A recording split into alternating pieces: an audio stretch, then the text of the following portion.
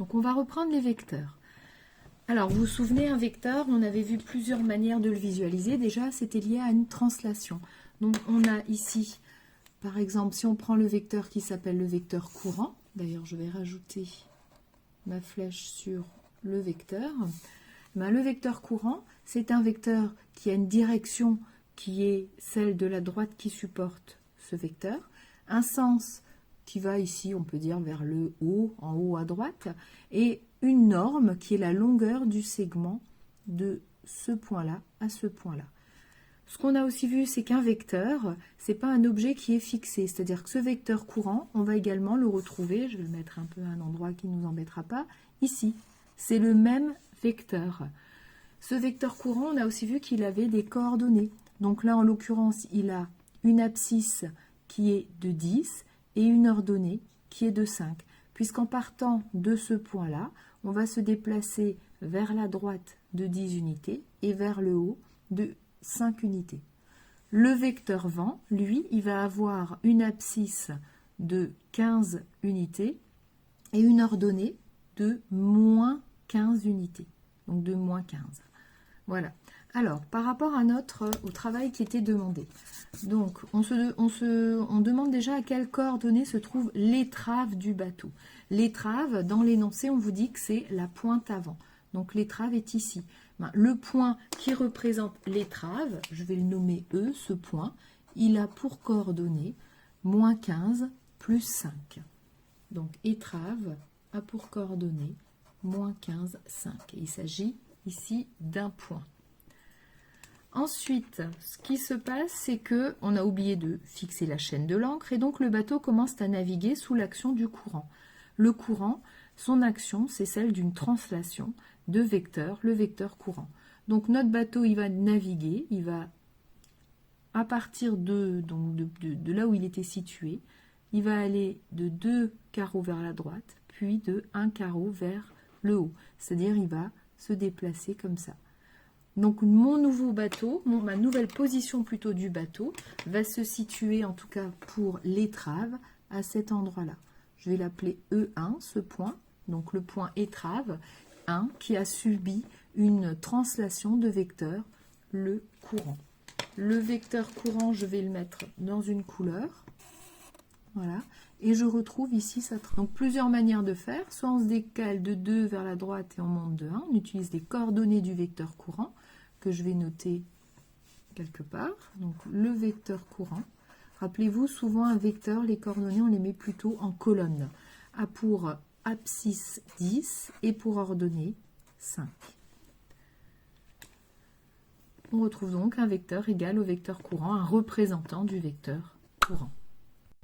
Donc voilà la position du bateau après avoir subi une translation de vecteur courant.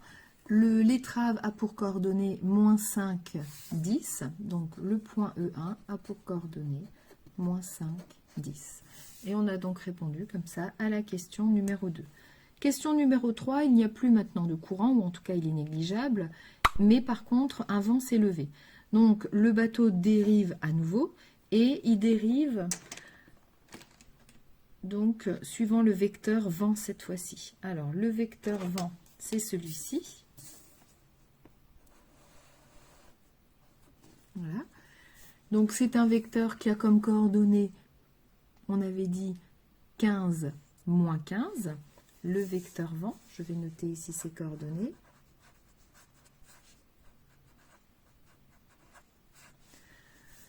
Et donc le bateau qui est à cette position-là va subir une translation de vecteur vent de coordonnées 15 moins 15. L'étrave, donc, on va se retrouver à cet endroit-là. Les coordonnées du nouveau point qui représente l'étrave, qu'on va appeler le point E2, donc va avoir pour coordonnées 10 moins 5. Et on va représenter le bateau. Alors ce qu'on peut faire pour représenter le bateau, c'est représenter point par point l'image de chacun de ces points-là, par exemple, ou alors à partir de ce point-là, représenter la figure. En tout cas, on a un vecteur qui est le vecteur vent, que je peux représenter ici. Voilà. qui est le vecteur d'origine E1 et d'extrémité E2, ou le vecteur qui est représenté là, c'est le même vecteur, à un endroit différent, c'est un représentant du vecteur vent. Et pour tous les autres points qu'on peut reprendre du bateau, on peut également avoir le vecteur vent qui va être représenté. Question 4. À votre avis, où se serait trouvé votre bateau au bout d'une minute si dès le départ, il avait subi l'action conjuguée du vent et du courant? Donc cette fois-ci, c'est pas au bout de 2 minutes qu'il va se retrouver ici, mais au bout d'une minute, on va avoir en même temps que le bateau va subir le courant et le vent. On peut imaginer que les deux vont donc se combiner et que ça reviendrait au même que si on a d'abord le courant et ensuite le vent, ou d'abord le vent et ensuite le courant. Donc là, si je représente mon vecteur courant, vous voyez que si le bateau subit d'abord l'action du vent, il va se retrouver ici, en tout cas l'étrave va être à ce point-là, puis subit l'action du courant, on va revenir au point E2 pour l'étrave, qui était le point obtenu en ayant d'abord subi le courant, puis subi le vent. Et donc en fait, on va avoir ce qu'on appelle là derrière la combinaison de ces deux effets, c'est-à-dire le fait d'avoir le courant puis le vent, ou d'avoir le vent et le courant, en une seule fois, on va avoir un nouveau vecteur qui nous permet de passer directement du point E au point E2. Et ce nouveau vecteur, je vais l'appeler combiné, pourquoi pas, on combine l'action du vent et du courant. Il est ici. Donc il commence l'origine en E et son extrémité est en E2. Et il est obtenu en faisant le vecteur vent auquel on ajoute une translation qui est celle du vecteur courant, ou alors une translation de vecteur courant auquel on ajoute la translation de vecteur vent. On n'ajoute pas des translations, on a une translation et une autre translation suit cette première translation. Par contre, le mot ajouter, c'est ce qu'on va utiliser pour le vecteur vert que j'ai obtenu. Le vecteur vert donc que je nomme combiné, ce vecteur, il est égal au vecteur vent plus le vecteur courant, ou alors au vecteur courant plus au vecteur vent. Donc c'est ce qu'on avait au départ dans le texte, mais il s'avère qu'on voit bien que l'on fasse d'abord courant et ensuite vent, ou d'abord vent et ensuite courant, on va se retrouver au même endroit. Donc là, j'ai une nouvelle opération entre deux vecteurs, c'est la somme. Quand j'ajoute deux vecteurs, courant plus vent, je peux les ajouter dans un sens ou dans l'autre. On va obtenir le même vecteur à la fin, qui est ici le vecteur vert, le vecteur combiné. Et donc, on va se situer au bout d'une minute, au même endroit, si on a en même temps le vecteur courant et le vecteur vent, qui influent sur la position du bateau. Dernière question, la question 5. Maintenant, votre bateau subit l'action conjuguée du vent et du courant. Donc, on est à cette position-là du bateau. Et cette fois-ci, on a les deux actions qui sont de suite combinées. Vous estimerez qu'une autre minute vous est encore nécessaire pour pouvoir rejoindre votre navire. Donc, j'ai encore besoin moins d'une minute pour pouvoir le rejoindre et l'amarrer. Arriverez-vous à temps pour éviter que votre bateau soit échoué sur la côte? Placez sur la figure le point théorique où se trouverait l'étrave du bateau au bout de cette minute supplémentaire. Donc notre bateau est ici et il va subir simultanément l'action du courant et du vent. Donc en fait, il va subir l'action du vecteur combiné. Le point E2, donc on va chercher l'image du point E2 par la translation de vecteur combiné. Je vais donc tracer un vecteur égal au vecteur combiné. Alors mon vecteur combiné, pour le tracer, je regarde ses coordonnées. Il a quoi comme coordonnées? On se déplace de 1, 2, 3, 4, 5 carreaux vers la droite, sachant qu'un carreau c'est 5 unités, donc 25 en abscisse. Et au niveau de l'ordonnée, on se déplace de 2 carreaux, c'est-à-dire 10 unités vers le bas. Donc mon vecteur combiné, il a comme coordonnée 25, et comme on descend, pour l'ordonnée, on va avoir moins 10. À partir du point E2, pour tracer ce vecteur, soit j'utilise le parallélisme, report de longueur, et je fais attention au sens, soit j'utilise les coordonnées, puisque ici j'ai un repère, donc 5, 10, 15, 20, 25. 5, 10. Donc, je vais arriver ici. Le point E3, qui est donc la position de l'étrave à la question 5, en ayant subi simultanément l'action du vent et du combiné, se situe ici. Alors, est-ce que mon bateau aura échoué sur la côte? Ben oui, clairement. Donc voilà, j'ai tracé le deuxième vecteur combiné qui permet, à partir de la position du bateau ici, d'obtenir la nouvelle position du bateau. Donc, qu'est-ce que j'ai défini aujourd'hui? Ce qu'on a vu dans l'activité, dans le problème, c'est une somme de deux vecteurs. Par exemple, j'ai un vecteur U, un vecteur V ici, et je veux tracer le vecteur somme. C'est un troisième vecteur qui correspondait à mon vecteur combiné dans le problème avec le bateau. Je me place à un point, n'importe lequel. Par exemple, je me place en ce point-là. Et donc, pour avoir le vecteur U plus V, pour pouvoir le tracer, eh ben, je vais tout simplement faire comme si mon vecteur U, c'était le vecteur courant. Donc, à partir de ce point-là, le vecteur courant, le vecteur U, va m'envoyer, entre guillemets, à cet endroit-là.